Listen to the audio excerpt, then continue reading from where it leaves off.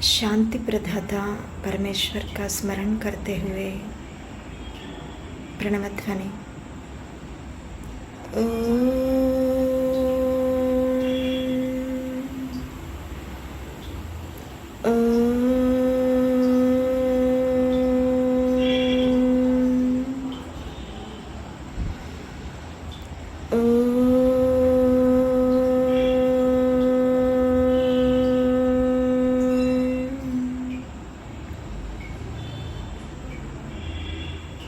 नमस्ते जी।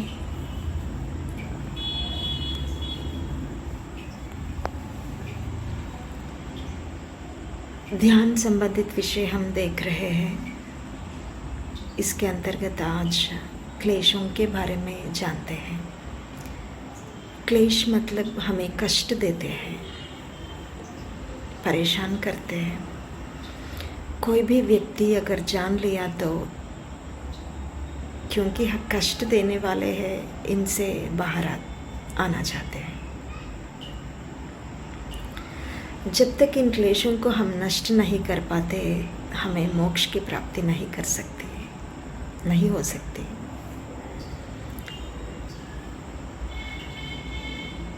काम, क्रोध, लोभ, मोह, अविद्या, भय, राग, द्वेष, ईर्ष्या, ये सारे क्लेश हैं। इन क्लेशों के संबंधित विचार ना उठे, इसके लिए हम तरह तरह के उपाय अपनाते रहते हैं। कभी हम अपने आप को बहुत व्यस्त रखते हैं, दिन भर कुछ ना कुछ काम करते रहते हैं। इसकी वजह से मन वही लगता है, तो क्लेश संबंधित विचार उत्पन्न होने की संभावना कम होती है। हम देखें तो वैज्ञानिक लोग भी अपने कार्य में पूरी तरह से मग्न होकर कार्य करते हैं, तब उनको भूख प्यास का भी स्मरण नहीं होता है कभी कभी। लेकिन अनुसंधान समाप्त होने के बाद क्या उनको पारिवारिक समस्याएं या सामाजिक समस्याएं नहीं आ रही है क्या? उनके इतिहास पढ़ने से हमें मालूम हो जाता है। ऐसे ही अच्छा संगीत देखते हैं, नृत्य करते हैं, रमणीय स्थलों का दर्शन करते हैं, पहाड़, नदी, समुद्र इत्यादि। स्वादिष्ट भोजन खाना चाहते हैं,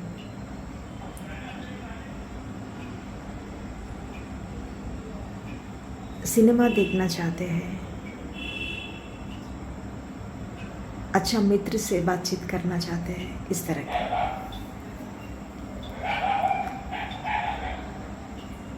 जब हम एक बार एक गीत सुने तो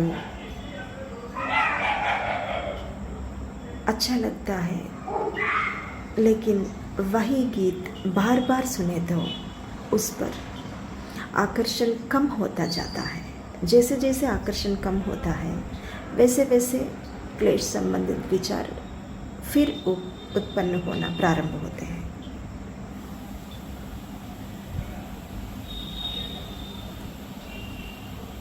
जब ये आनंद मिल रहा था, ये सारे मनोरंजनिक कार्य करते समय जो आनंद मिल रहा था, क्या वो आनंद स्थायी रूप से रह गया?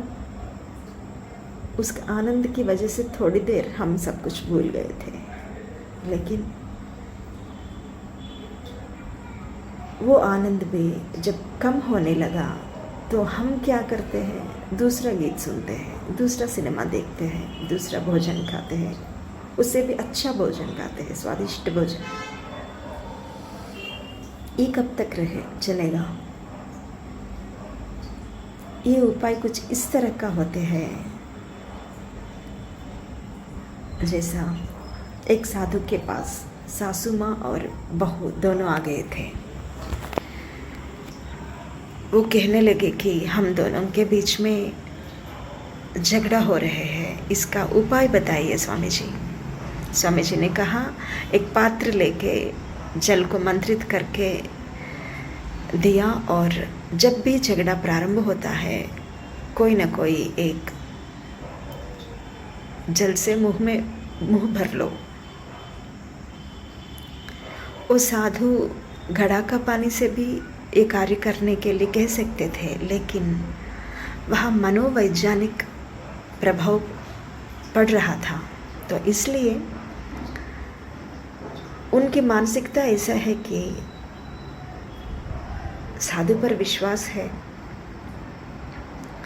साधु के आशीर्वचन के तरंगों से अभिमंत्रित किया हुआ जल से हमें लाभ प्राप्त होता है। तो उनकी मानसिकता के अनुसार साधु लोग भी ऐसे करते हैं। झगड़ा प्रारंभ हो गई।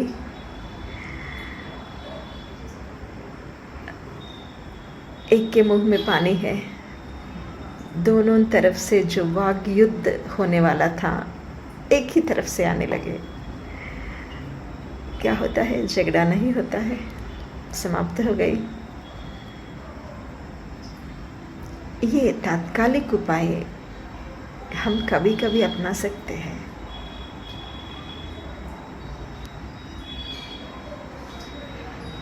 लेकिन क्या ये उपाय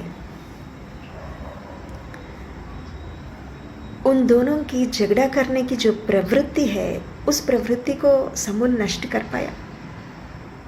नहीं ना। ये सारे उपाय भी ऐसे ही है। हमें अपनी समस्या से सामने नहीं कर पा रहे हैं। समस्या से यदि सामने हो गए तो कुछ ना कुछ कर सकते हैं। हम भाग रहे हैं, पलायन को अपना लिया। कभी कभी हमारे अंदर सामर्थ्य नहीं है तो ये अपना सकते हैं, लेकिन पलायन को ही उपाय मान लिया तो ये पलायनवाद हमें बलहीन कर सकती है।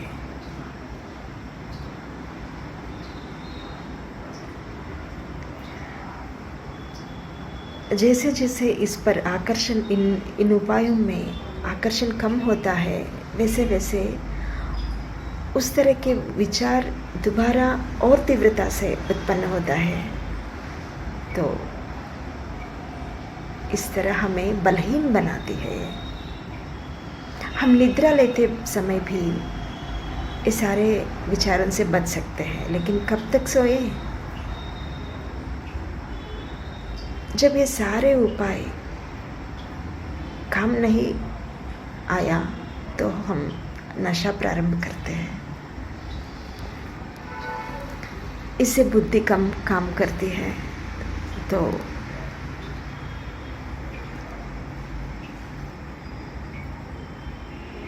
अपनी काल्पनिक दुनिया में मस्त रहते हैं। कब तक? दिन भर नशे करते रहते हैं। इससे क्या होगा? स्वास्थ्य खराब, धन नष्ट, अंत में लगता है ये जीवन ही बेकार है, समाप्त करें, आत्महत्या करें। आत्महत्या के बाद फिर से जन्म।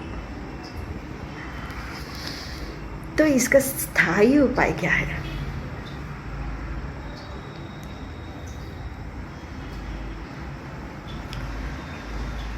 योगश्चित्त वृत्ति निरोधः, चित्त की वृत्तियों को निरोध करना है, योग है।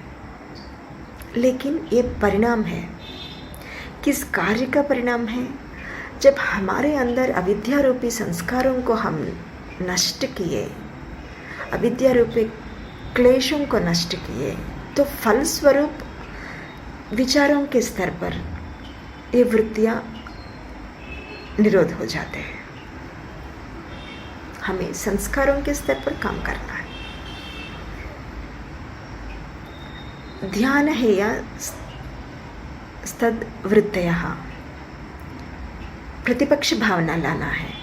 ध्यान में बैठते समय यदि किसी वस्तु या किसी विषय या व्यक्ति या पुस्तक या किसी संगठन के बारे में विचार आए तो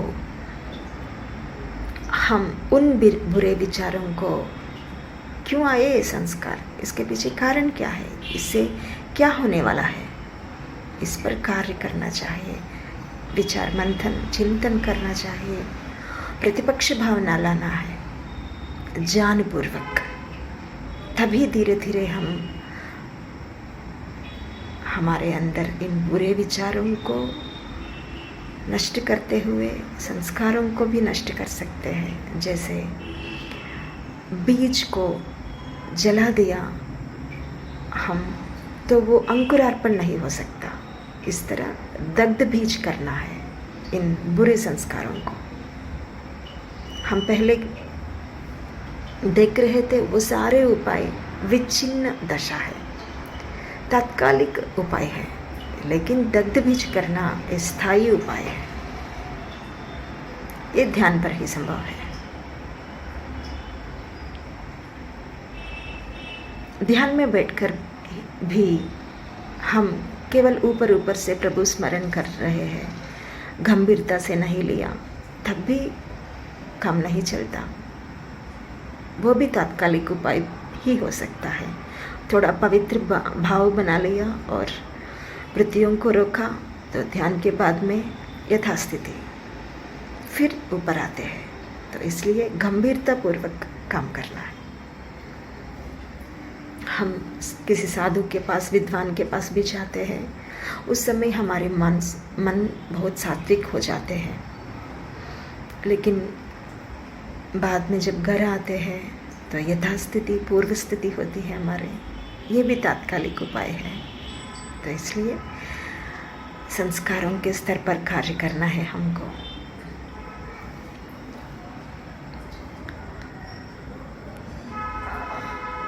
आसीन संभवात, आसीन होकर ही, बैठ के ही कार्य करना है हमको। अंतर्मुख होके अपने आपको दर्पण जैसा अपने आप को देखे, हमारे चित्त को, हमारे संस्कारों को ईश्वर के सानिध्य में रहकर हमें ये कार्य करना चाहिए। धीरे धीरे हम क्लेशों को समूल नष्ट कर सकते हैं। धन्यवाद जी, नमस्ते।